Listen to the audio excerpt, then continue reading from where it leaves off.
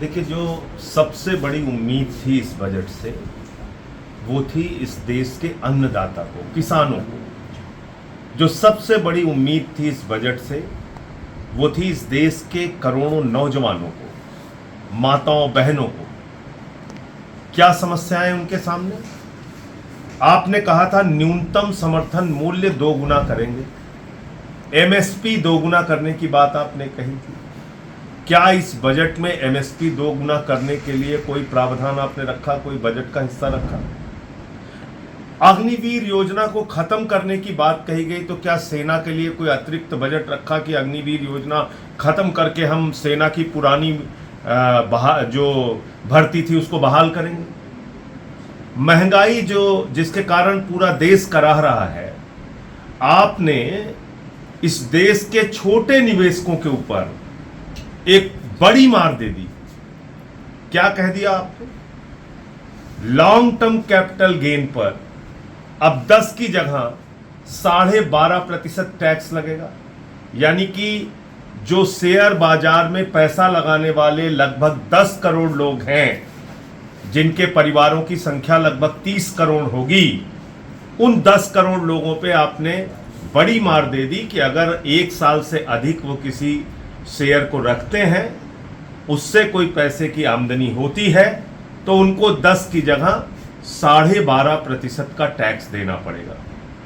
Short term capital gain पे आपने 15 से बढ़ाकर 20% टैक्स कर दिया।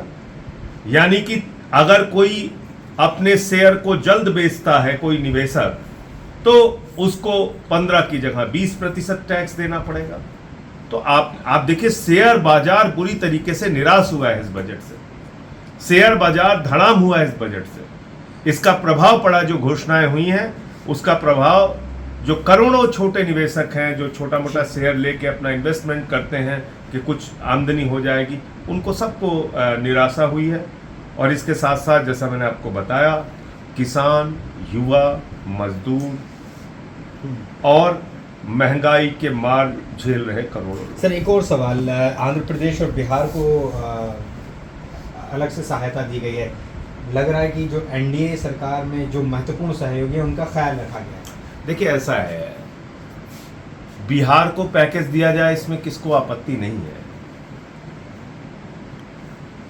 लेकिन आपने ये घोषणा की कब थी?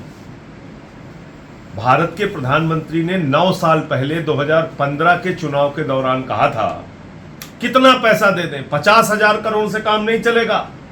60,000 करोड़, 70,000 करोड़, 80,000 करोड़, 90,000 करोड़, 1.25 लाख करोड़ रुपए। भैया, वो 1.25 लाख करोड़ रुपए की घोषणा सिर्फ घोषणा रह गई। 9 साल तक आपने कुछ दिया नहीं बिहार को।